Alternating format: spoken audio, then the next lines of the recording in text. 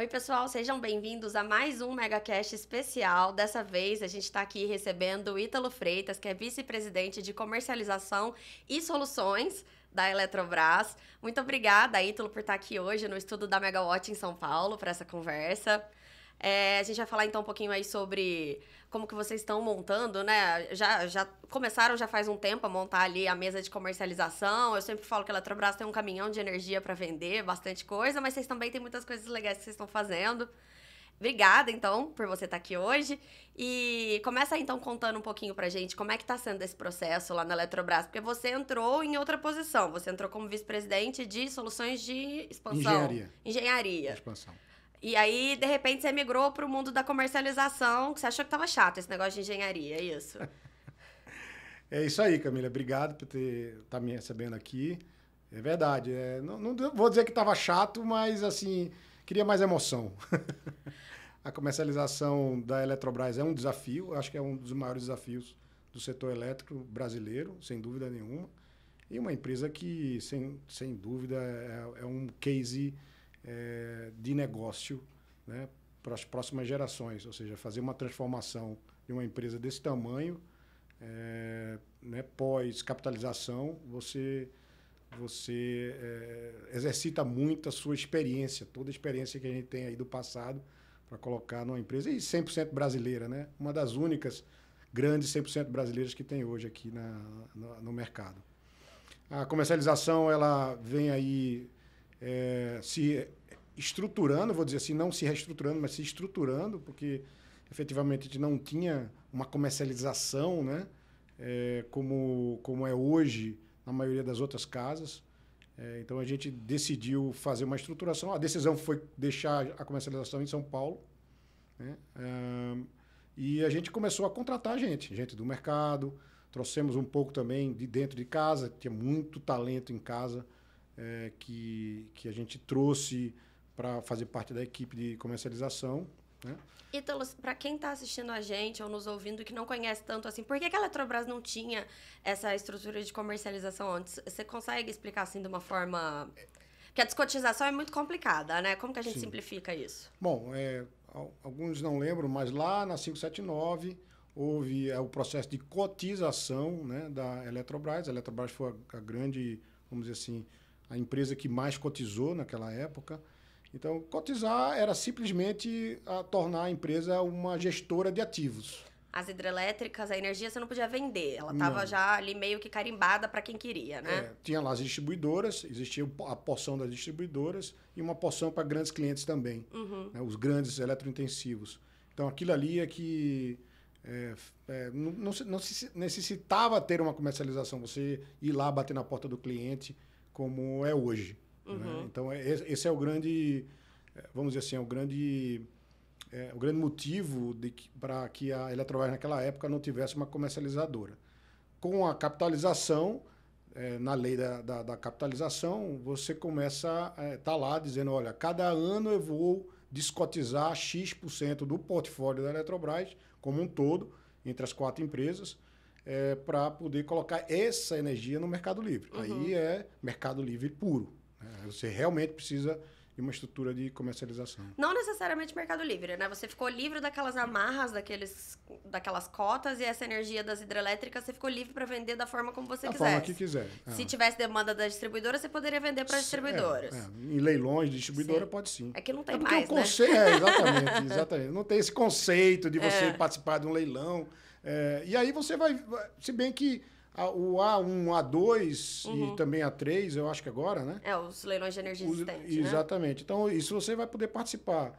O tema é para construir uma usina nova, né? Que nos últimos 10 anos foram basicamente grandes renováveis, né? Eólico solar.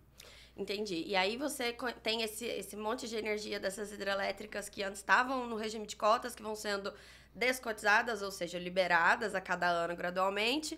E é uma energia que vai entrando ali na sua carteira, que você precisa encontrar consumidor para ela. É isso. Esse é o seu desafio ali na comercializadora. Exatamente. E aí, como é que vocês fizeram para estruturar isso? Porque é bastante energia, né? Assim, você bate na porta de todo mundo. Qual que é a estratégia?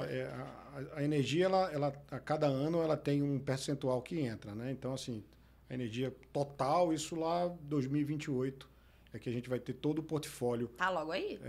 Bom, é na esquina. Mas a gente está se preparando, já vem se preparando antes, né? A Eletrobras não começou comigo. Ela vem se preparando antes. Obviamente que com a chegada do pessoal de fora deu uma acelerada, porque é um pessoal que conhece o mercado, muitos deles trabalhavam em outras casas que já comercializavam energia, né? Então, o grande desafio é como é que eu estruturo essa empresa para ser uma empresa de soluções aos clientes, né?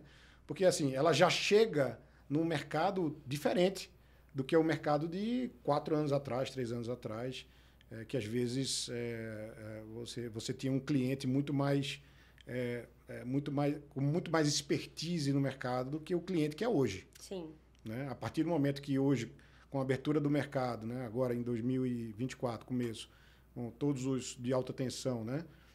Já é um cliente diferente do que aquele que estava lá no início da abertura de mercado, né? Lá no início da década dos anos 2000, que tinha mais expertise, é um eletrointensivo. Então, assim, o grande desafio foi como é que eu monto a estrutura vendo tanto esse cliente grande quanto esse cliente que está entrando agora no mercado e que não tem tanta expertise, não conhece e às vezes não quer conhecer o que acontece no mercado de energia, né? Eu lembro até que quando estava se discutindo ali as premissas, né, da capitalização da Eletrobras, tinha toda a questão do preço considerado, né, no longo prazo, uma discussão a respeito disso, porque a gente estava, quando a capitalização aconteceu, a gente estava lá naquele cenário de preço mínimo no piso, chuvas abundantes, isso aconteceu até o começo desse ano, até agora há pouco tempo atrás, né? E eu lembro que foi uma dificuldade, o pessoal falava, nossa, a Eletrobras tem um desafio muito grande, que é vender essa energia num preço atrativo, porque o preço está muito baixo ali para frente, né?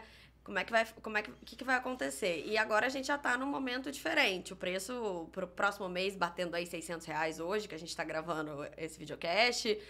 Para os próximos anos também a gente está vendo ali uma elevação, um princípio de crise hídrica. De repente as coisas mudam.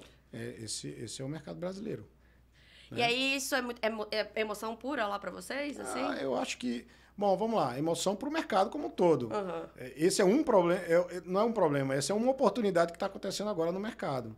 Né? Mas tem outras, não na área de hidroeletricidade, nas outras áreas também. Né? Bom, a gente já vem conversando em intermitência, curtailment, e aí vai uma sopa de letrinhas, né? E sopa de termos que faz parte do dia a dia do mercado de energia. Pô, vamos lá, 10 anos atrás a gente não sabia o que era GSF.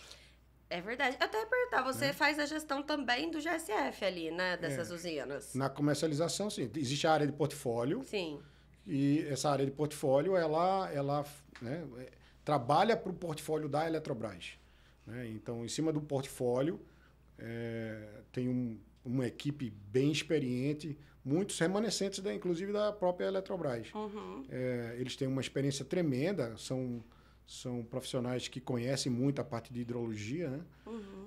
Então, eles calculam todo o portfólio ideal para a companhia e o time de venda de front né, vai lá e tenta balancear isso com comercializadoras, clientes finais, clientes grandes, clientes médios, clientes pequenos, e aí vai fazendo a venda desse portfólio dentro do... E a gente vem crescendo a nossa base de clientes nos últimos 6 meses. Né? Saímos de 143 quando eu assumi.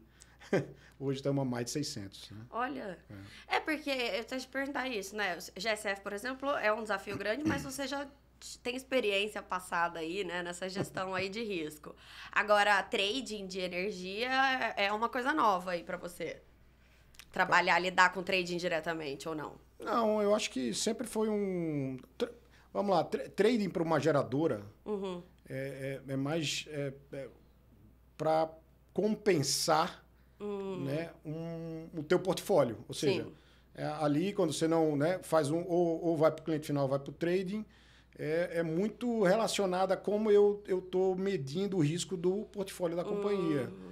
era em outras casas também. Entendi. Então, assim, não é um trading direcional que Sim. você põe a risco. Isso a gente não faz. Geralmente, uma geradora, são poucas as que fazem. Mas Você tem que fazer a gestão dos seus ativos, né? tem que fazer a gestão do portfólio, é isso. Entendi. E aí, nessa gestão, então, agora o negócio é isso, é aumentar a carteira de clientes. Vocês já chegaram, então, a 600 clientes. E esses 600 clientes é dividido? Qual que é o porte? Tem de tudo. A gente está muito focado, inclusive, na estruturação dos nossos canais de venda. Tem uma área de canais, né, que a gente montou. Essa área de canais, ela trabalha, que a gente chama omnichannel, né? Muito canais, onde a gente vê parceiros, representantes, enfim. Está tudo isso sendo configurado para que a gente traga para a parceria com a Eletrobras bons representantes, parceiros e canais, né? E nisso vocês também olham consumidores menores? Vocês não têm varejo, ou tem? Não, a gente não tem varejo. A gente está formando os canais. Ia ser muito difícil juntar um monte de varejo para a quantidade de energia que você tem, né? Hoje o varejo mesmo a gente não tem, mas... o varejo que é atacarejo, na verdade, né? Do Brasil. Mas assim, o canal, ele já cobre vamos dizer assim, essa área do mercado que efetivamente a Eletrobras não vai estar lá com 1.000 vendedores na porta de cada um, mas de alguma forma essa área é coberta pelos canais, né? E aí a gente precisa ter, por mais que a Eletrobras tenha um nome forte no mercado, ela não está presente em todas as regiões do Brasil, né? Tem as nossas sedes lá em Santa Catarina, Recife, Brasília, Rio e aqui, mas a gente precisa... O Brasil, ele tem, por exemplo, uma capilaridade muito grande na questão de indústria, né? Se você vai para Santa Catarina, você tem lá a região de Joinville. Se você vai para Pernambuco, você tem lá a região de Caruaru, que é muito, muito industrializado, tem muito comércio. Então, essa capilaridade a gente precisa atingir de alguma forma. Entendi. É por isso que a gente criou a área de canais. Ah, legal. E aí, nisso, a parte de vocês terem ali, né, energia proveniente de hidrelétricas, aquela coisa, né, 24/7, isso é uma vantagem competitiva para vocês no mercado? Não tenha dúvida. Hoje a gente está também com uma área de power shoring, que é para trazer novas demandas para o Brasil, né? Muito se fala aí de hidrogênio verde, data center, enfim, toda a indústria verde. Então, a gente tem uma área lá de grandes clientes de power shoring. Essa área, a gente já fez algumas incursões fora do Brasil e a gente está entendendo mais ou menos qual é a característica que a produção, quando eu falo produção, é a produção industrial, a produção de bens, lá fora está requisitando dentro de toda essa questão ambiental, né? Então, o que eles querem? Eles querem renovável e eles querem confiabilidade, estabilidade de energia. E aí, se você vai para uma solar, uma eólica ou uma variável, vamos dizer assim, uma intermitente, é muito difícil porque você acaba tendo que compensar, né, nas horas que você não tem aquela energia e aí, de alguma maneira, torna isso caro. No caso da Eletrobras, você ter energia 24/7 e, às vezes, algumas indústrias, como é o caso da indústria de data center, ele pede o certificado, né? Que aquele horário você está gerando aquele elétron verde. Entendi. Então, ele faz um match ali de horário, hora a hora, às vezes até menos. Tem uma grande tech aí que ela pede 15 minutos, 5 minutos, né? Que você está ali. Eles chamam de CFE, né? O Carbon Free Energy. Então, assim, ele pede isso. Então, assim, é muito difícil hoje, e aí entra um pouco na discussão do hidrogênio verde, né? Sim. De que é verde ou não é verde, ou é baixo carbono, né? Então, esse tema é muito discutido, não só na indústria do hidrogênio verde, mas também na indústria do data center. Sim. E aí você tem o 24/7 renovável, puramente a hidrelétrica. Entendi. É a mais fácil, né? E aí você até passou por o assunto, assim, da parte de achar consumidor, né? Porque a gente sabe que um dos desafios hoje está tendo essa volatilidade de preços muito mais relacionada a esses aumentos do preço de energia, mas mais por conta de uma questão do horário de ponta do que da necessidade de energia em si, porque a gente tem todo esse contexto aí, né? Houve um crescimento muito grande das intermitentes nos últimos anos, a gente tem uma sobra, no fim das contas, de energia em si. Sim. GD, né, crescendo aí enlouquecidamente, num ritmo exponencial de verdade, né? Não para o negócio. Então, começaram a tentar encontrar essas soluções para poder garantir aumento da demanda, um aumento da demanda firme para os próximos anos e chegaram aí, né? A indústria do hidrogênio, data centers, parece que é o novo hype. O novo hype do negócio é o data center, né? Consumo muito grande. E aí o pessoal fala, eles vão usar energia renovável, então vai ser bom, a gente vai poder crescer. Só que eles também precisam dessa questão da energia 24/7. Sim. Então, no fim das contas, eles vão entrar não garantindo consumo, geração nova intermitente, mas sim vão entrar como carga, certo? Isso. Então, tem um desafio ali todo também tecnológico, né? Você conseguir atender essa demanda desse consumidor, tem que ter o acesso ali da carga, né? Ele tem que encontrar onde o espaço na linha de transmissão que comporte esse consumo todo. Vocês estão olhando isso também dentro da sua área ali, aí isso já entra em soluções. Em soluções. Uhum. Isso. Bom, a gente tem um ativo gigante na Eletrobras, que é o conhecimento da parte de transmissão, do grid, né? Esse conhecimento, assim, a Eletrobras é quem domina isso. Não tem o que falar. Então, tem uma área de engenharia lá que conhece fluxo de potência, que conhece todo esse tema de conexão, onde tem restrições e tudo. Conhece tudo isso porque, afinal de contas, grande parte do grid pertence à Eletrobras. Uhum.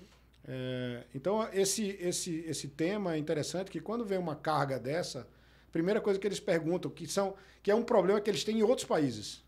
A primeira coisa que ele pergunta e o grid? E onde é que eu me conecto? Tem problema na conexão? Então, a gente tem condições de responder isso para ele, né? Com nossa equipe de engenharia. Então, assim, é um tema, você está corretíssimo na questão de que você tem muita geração no Nordeste. Hoje, o hype é data center e containment do lado. Então, assim... Mas data center é legal, o containment o containment não é legal. Tem um positivo e negativo. Então, assim, você verte muita energia, né? Energia solar e eólica, estão sendo vertidas. E isso, de certa forma, é ruim para o Brasil, né? Porque você poderia estar ali...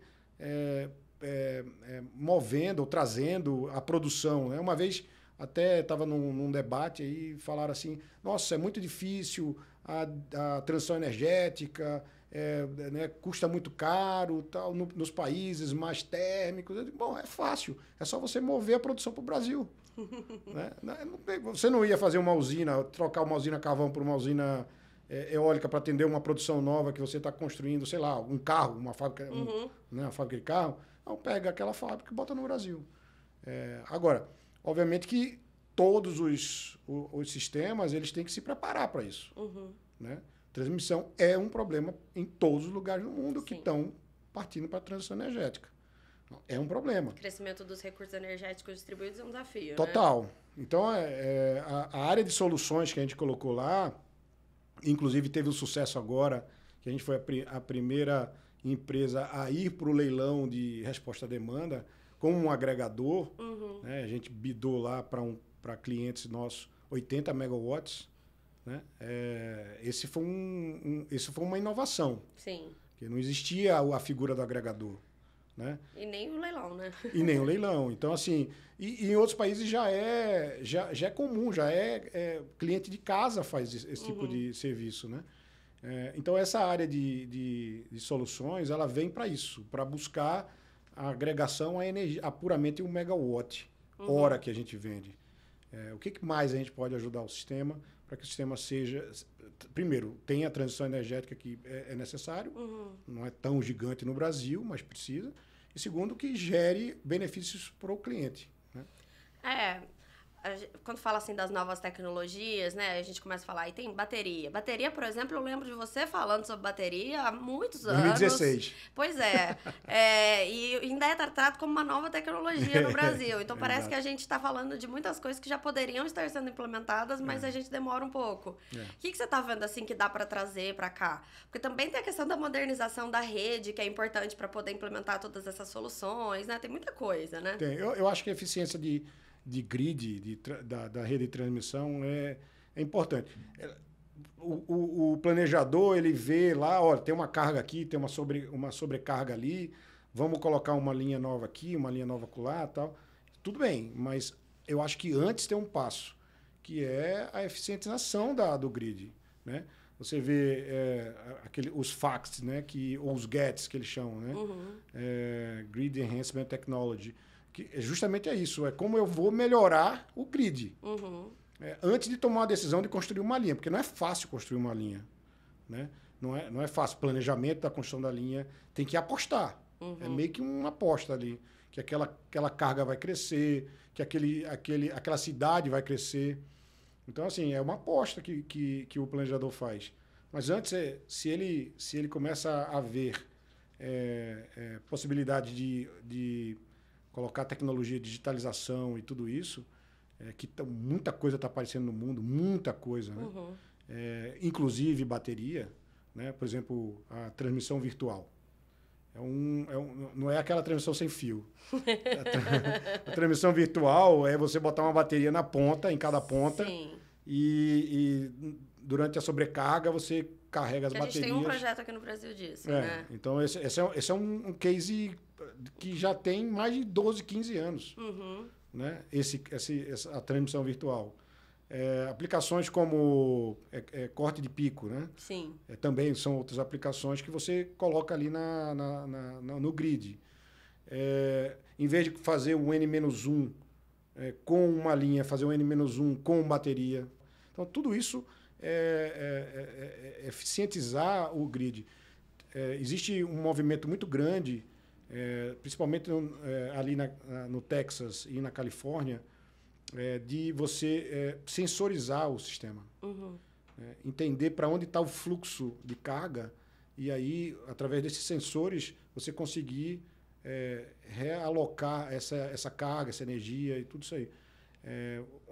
Uma grande Big Tech está trabalhando diretamente com o ERCOT, com o Kaizo, com o PGM, com essa turma, para fazer esse tipo de... Tapestry. É a Tapestry. Então, assim, toda essa tecnologia, eu acho que aqui o Brasil tem total condições de trazer. Porque somos um sistema interligado. Poucos são os sistemas interligados. É interessante. Agora, no finalzinho de agosto, a gente teve no Sigre, lá em Paris, né? A gente foi junto com a missão da Abracel. Até tinha bastante gente da Eletrobras lá, né? E tinha também da Eletrobras dentro da missão da Abracel. A Flavinha da sua equipe estava lá com a gente. E, a princípio, eu pensei, nossa, comercialização de energia no Sigre, né? Só operação. Mas é interessante porque parece que cada vez mais, assim, as coisas estão ligadas, porque para você poder vender energia, você tem que entregar energia, certo? E quanto mais a gente tem desafio, a gente tem mais oportunidades, claro, né? Os recursos energéticos distribuídos aí, que eu também lembro muito de você falando do prosumidor, quando a gente ainda nem falava sobre isso aqui no Brasil.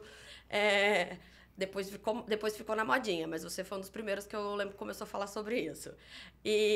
Muita coisa ficou na modinha depois. E aí, agora ficou bem próximo, assim, né? Então, todo mundo tem esse mesmo desafio. O curtailment é um desafio para todo mundo. A questão da modernização da rede é um desafio para todo mundo. Você tem que vender uma energia renovável, mas para vender energia renovável tem que fazer muita coisa. E aí, me parece ser muito legal, assim, a sua área na Eletrobras, porque você consegue juntar as duas coisas dentro de um grupo gigantesco que atua em tudo, certo? Eu acho que é um desafio legal. É mais ou menos isso aí que você falou, exatamente. Você juntar tudo com tecnologia.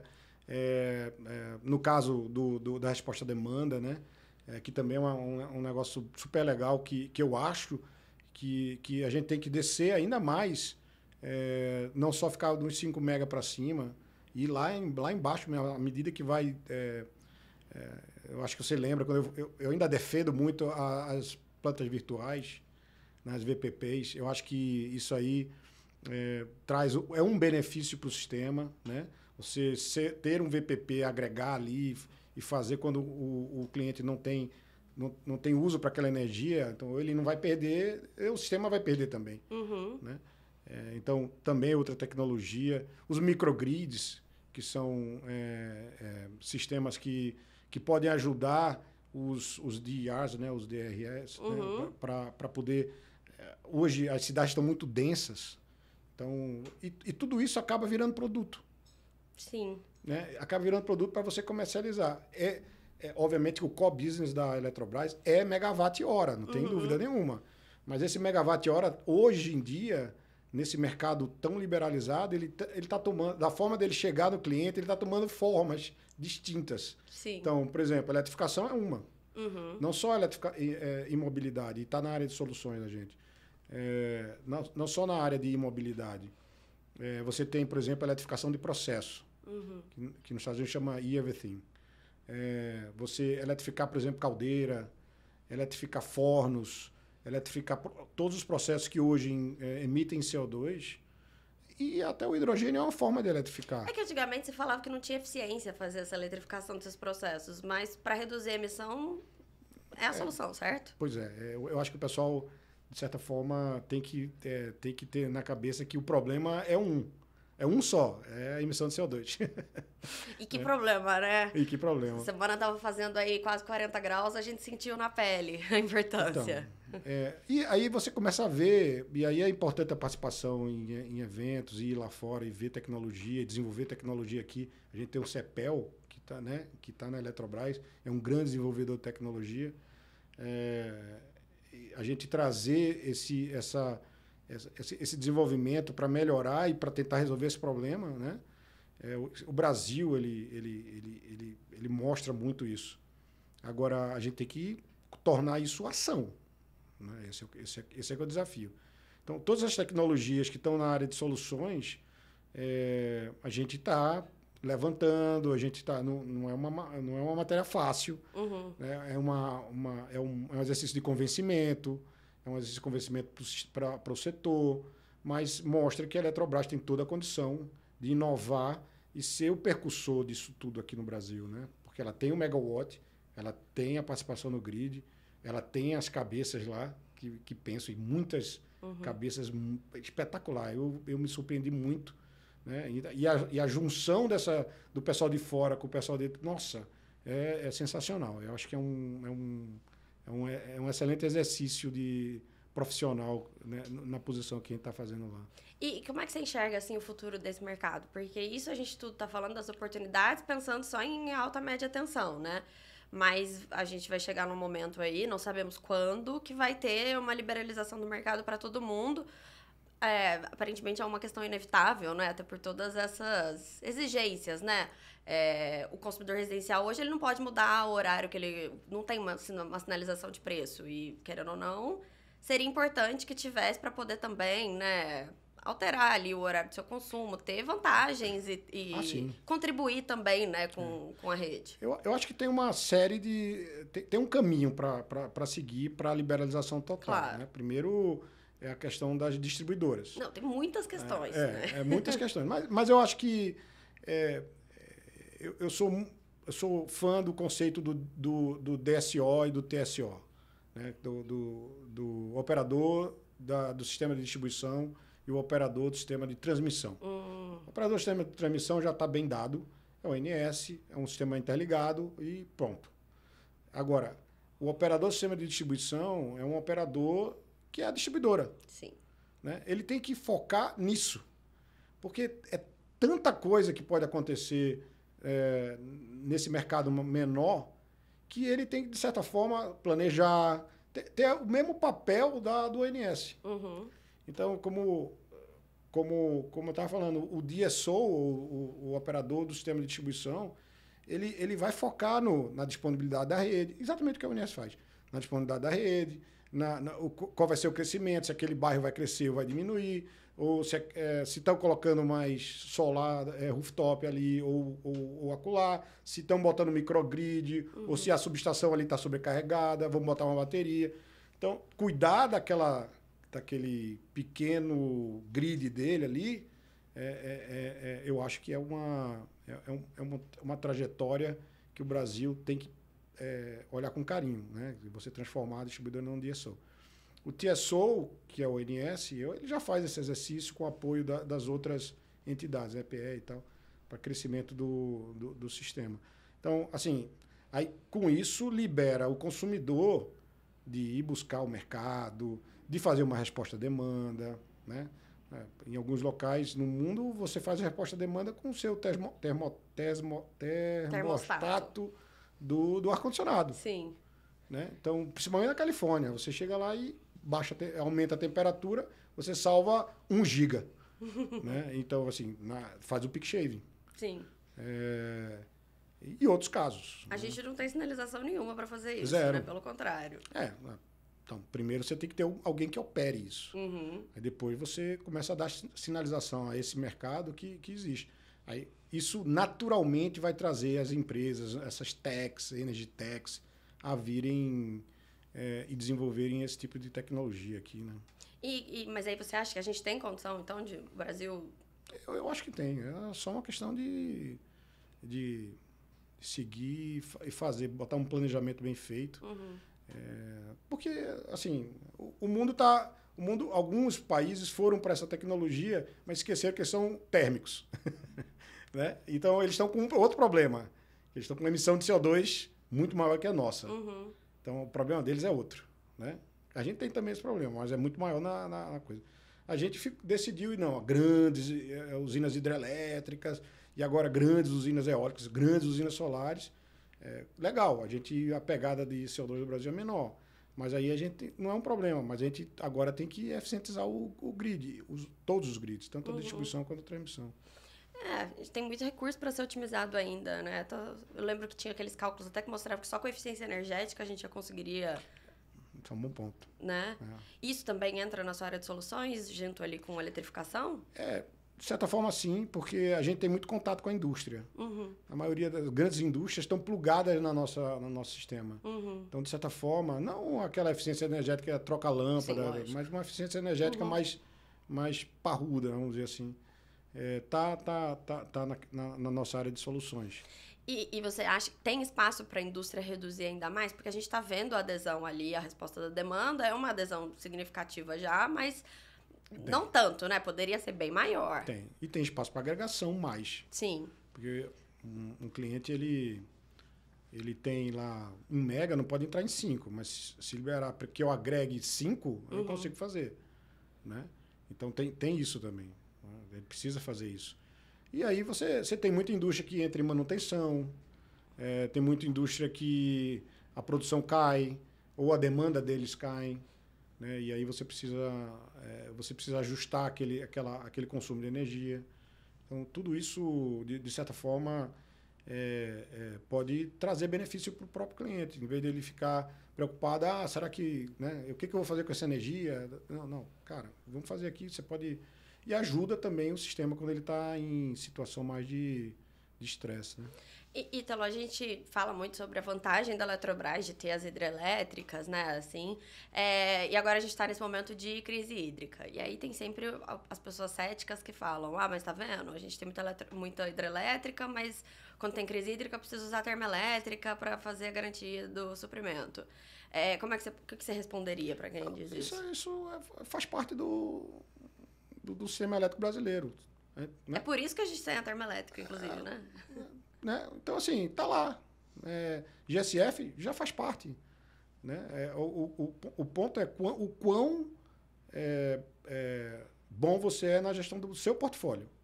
Então, assim, a Eletrobras tem uma equipe espetacular. Então, né, sabe manejar esse risco.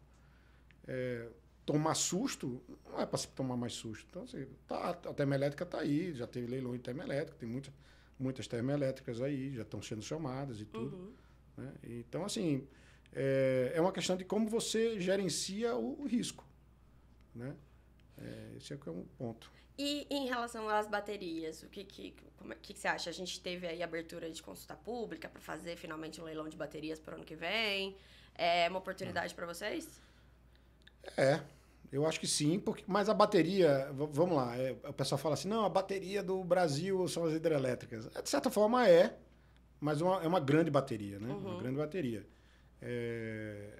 Agora, as baterias de íon lítio, ou uma flywheel, por exemplo, é que a gente só, quando fala em bateria, a gente pensa naquele container com as baterias de íon lítio ali, que é aquela mesma bateria que está aí no carro. Mas você tem outros tipos, tem né? Outros tipos. A química lá, né? Inclusive as reversíveis. Sim, as usinas. As usinas reversíveis também são baterias, né?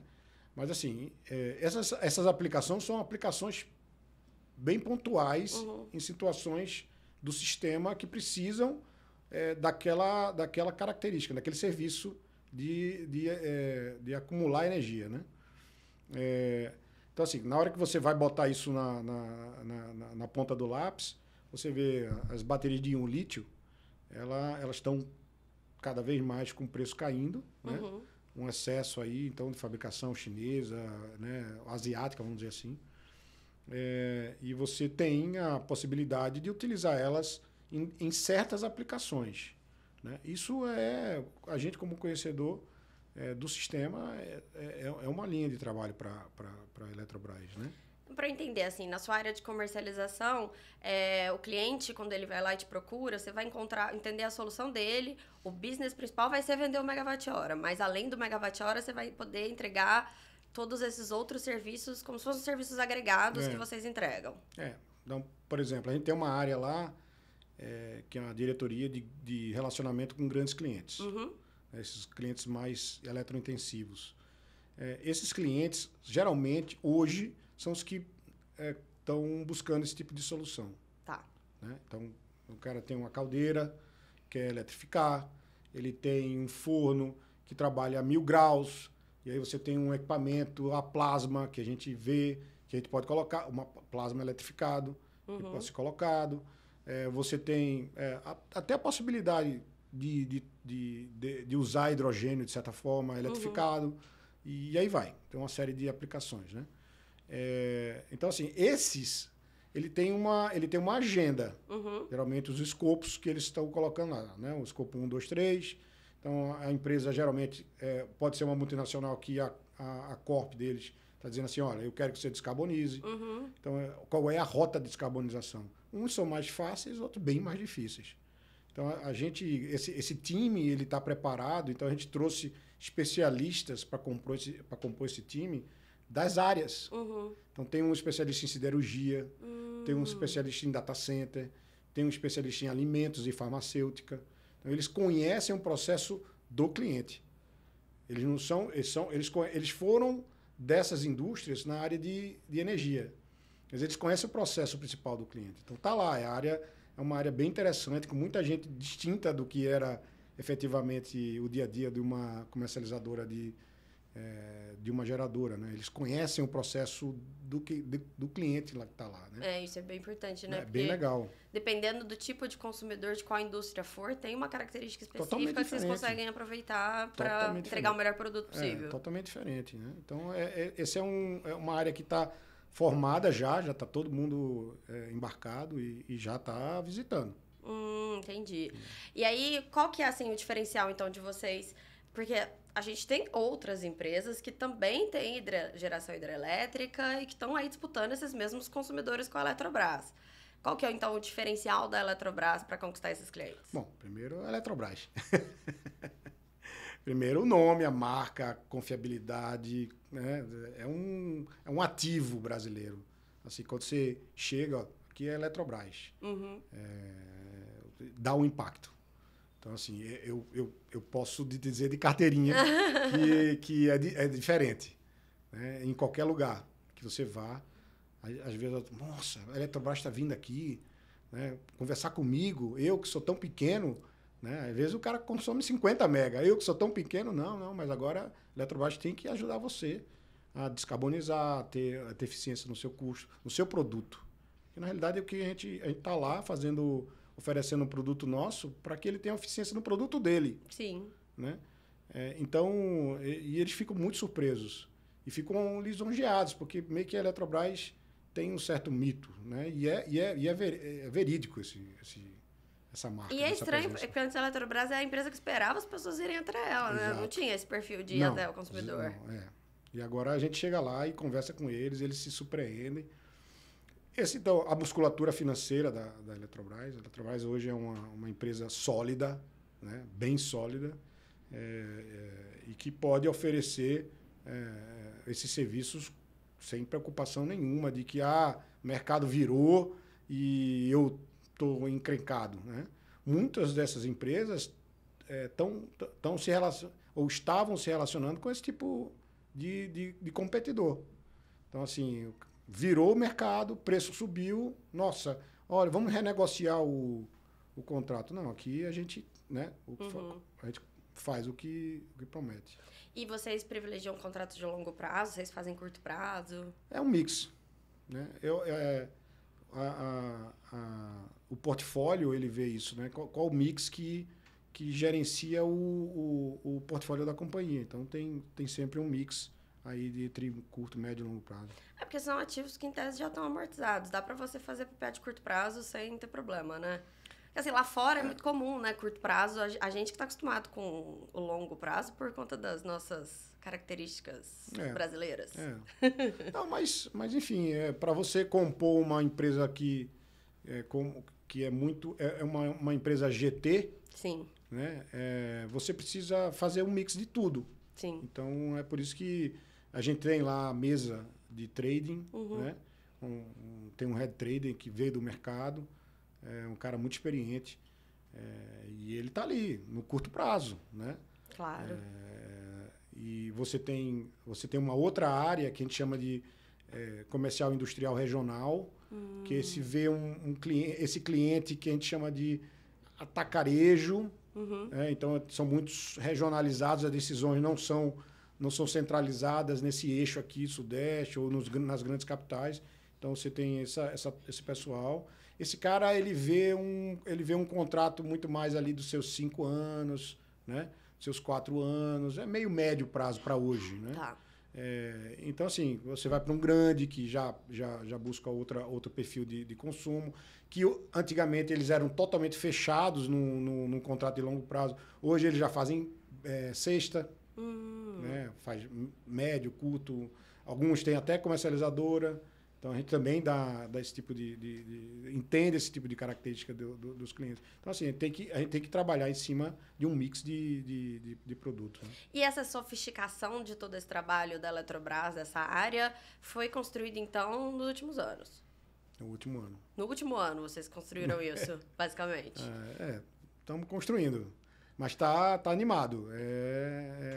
E obviamente, trazendo digital para dentro, trazendo conhecimento dessa turma que entrou, juntando com o conhecimento do pessoal que estava. Muita coisa, sistemas que a gente pode estar utilizando, por exemplo, o pessoal interno lá da área de inovação da Eletrobras. Né? Então está bem dinâmico o negócio, né? E, ao mesmo tempo, vendendo. Porque essa sua área, assim, relativamente nova na Eletrobras, mas eu queria entender como é que também é a sua interação com as outras áreas, porque são muitas áreas diferentes, são 11 vice-presidentes? É isso mesmo? Então, você tem ali uma liderança, né, do CEO, você tem muitos colegas ali para trocar muita coisa, muita informação, né? Como é que funciona isso?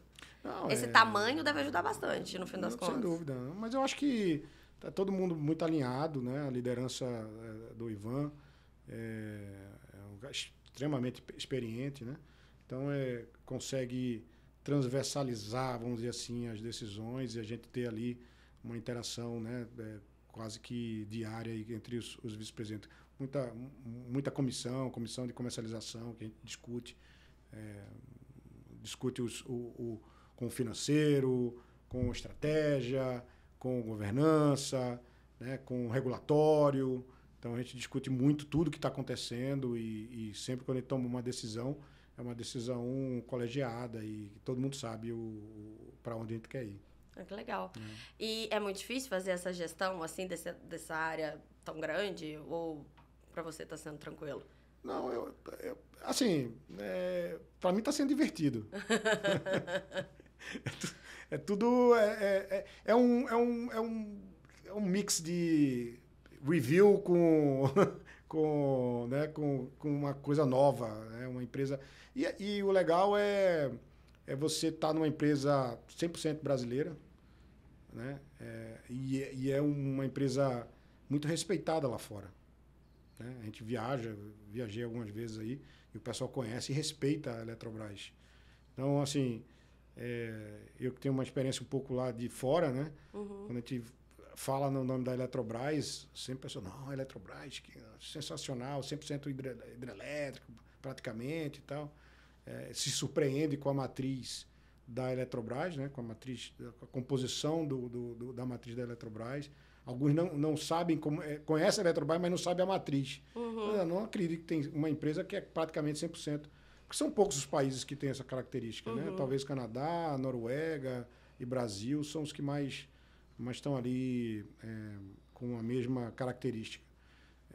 E aí o pessoal se surpreende. E isso é muito legal. Ainda mais levando, né, o que o Brasil pode ser, e está mais que comentado aí nos últimos dias, né? ONU, enfim, toda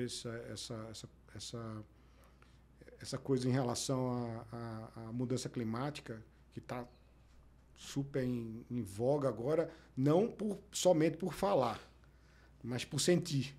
Exato. Né? Mas agora é emergência climática mesmo, né? Tem que ser feito alguma coisa. E aí imagino que seja bem legal mesmo, né? Porque o Brasil já é considerado, né, um exemplo aí no mundo afora. E a Eletrobras é uma característica interessante, porque a Eletrobras é isso, né? E o mais legal é que ela é Brasil, é puro. Assim, se você vai para o sul, para o Nordeste, sempre tem a Eletrobras lá em todos os lugares. Por exemplo, agora mesmo, quando eu estava conversando estava num evento e falando, o pessoal se surpreende que o último grande estado está sendo conectado ao Sistema Interligado Nacional pela Eletrobras. Opa. Né? Com a TNE, com a linha aí Manaus-Roraima. Então, assim, esse é um ativo que... ou seja, acabou. O Brasil está todo interconectado, né? Grande parte pela Eletrobras. Ítalo, obrigada por ter participado aqui do nosso MegaCast. Foi muito legal a conversa. A gente fica muito feliz de ter a Eletrobras como parceira aí, né? Como anfitriã do nosso evento Minuto Mega Talks, que vai ser no final do ano. Para quem está assistindo a gente vai ter mais informações em breve sobre o nosso evento. A Eletrobras é a nossa parceira, vai ser a patrocinadora anfitriã, então a gente tem muito orgulho também de poder contar com esse apoio de vocês. Legal. E de poder contar com a sua presença aqui, né? Muito legal pra gente, uma honra receber você aqui no nosso estúdio. Obrigado pelo convite e vamos pro evento. Maravilha. Obrigada, Ítalo. Obrigado, Camila. Obrigada, pessoal, e até a próxima. Tchau, tchau.